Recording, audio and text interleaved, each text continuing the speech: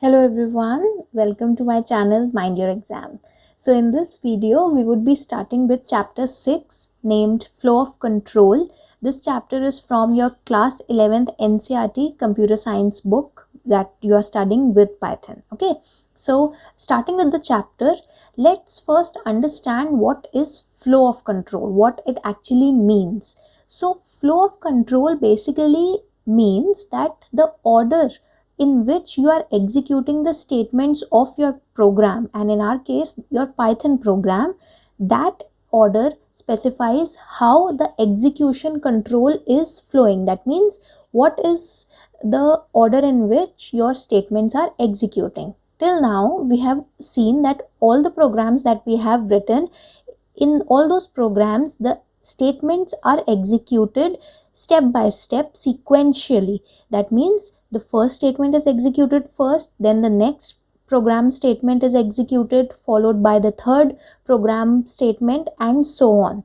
But in this chapter we will learn that there might arise situations when we have multiple alternatives for deciding how to execute our program depending on the conditions that are being met or the conditions which are not being met. Okay, so basically the order of execution of the program statements is what we mean by flow of control.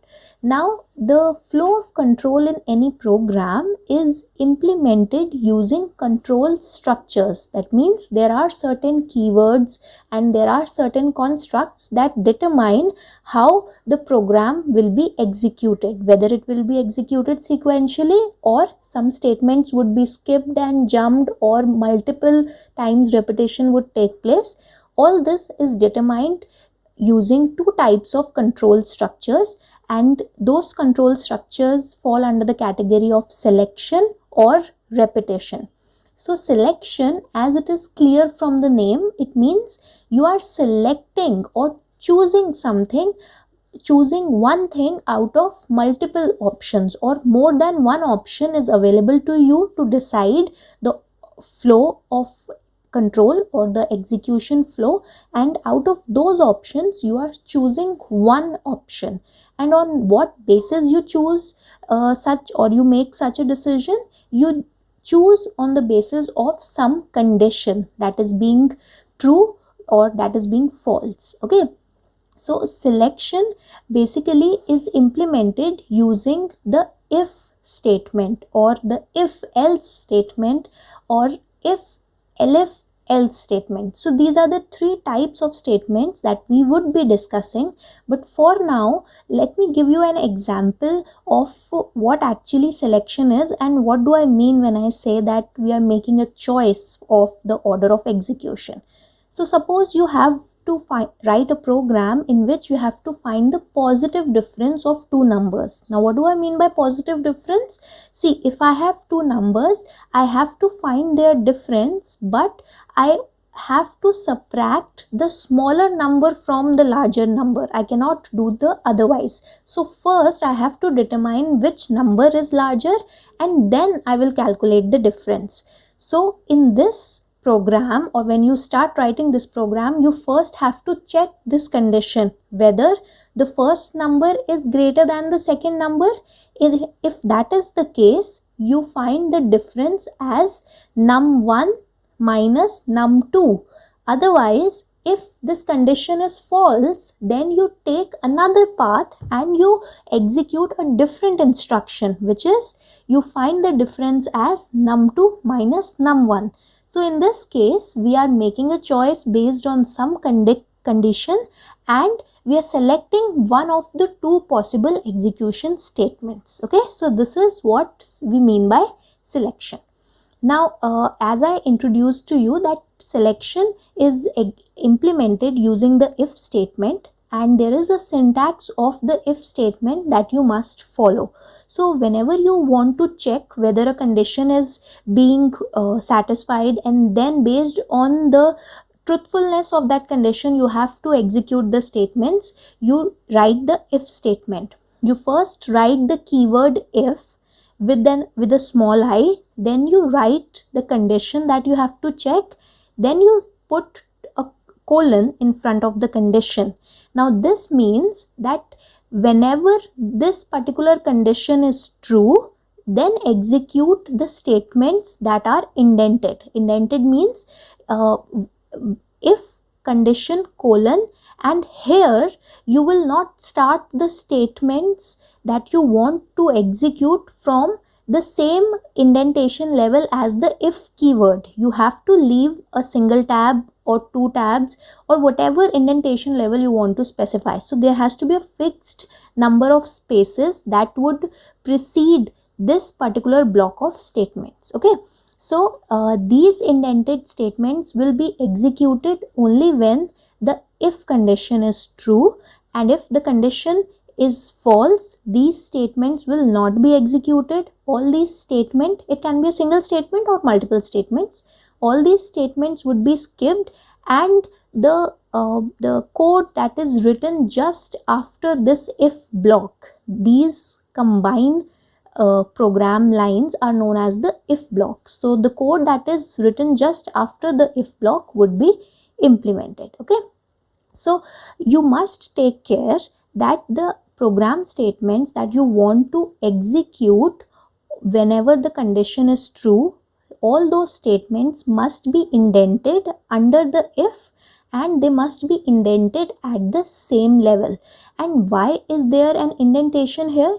Because it shows the interpreter that the execution of these statements depends on the condition being true or false. Okay, so any number of statements can be written inside this indented block of the if statement. Okay, and you can perform any kind of function there, or you can check other conditions and so on. So giving you an example of the if statement, here we want to check whether the age of a particular candidate is greater than 18, greater than or equal to 18, and if that is true, we want to print a particular statement. Okay, so we write the keyword if, then I write this condition age greater than equal to 18, then the compulsory colon, then in the next indented statement I write print you can vote.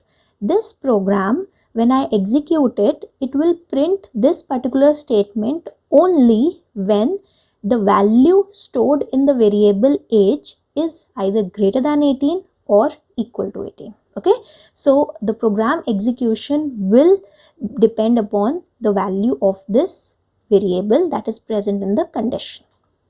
Now there comes a point when you not only want to specify what should happen when the if condition is true, but you also want to specify what should not happen.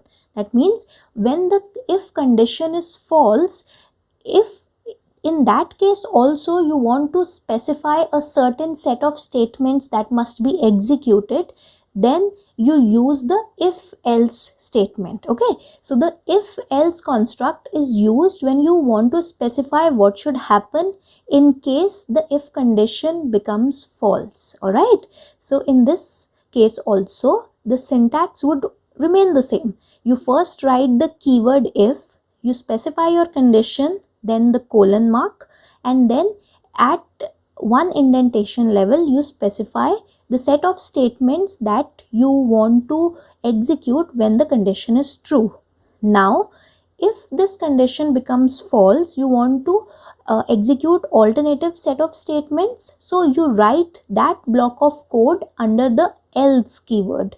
So the keyword else would come at the same indentation level as if, it would be followed by a colon, and under this you would write all those statements that you want to be executed when only when the condition is false. So please remember that in case of if else construct, either the if statements would be executed or the else statement would be executed, because a condition will either be true or it will be false. It can never be both. So in this particular scenario, only one set of statements would be executed. Okay, so now let's continue with our previous example that we just saw.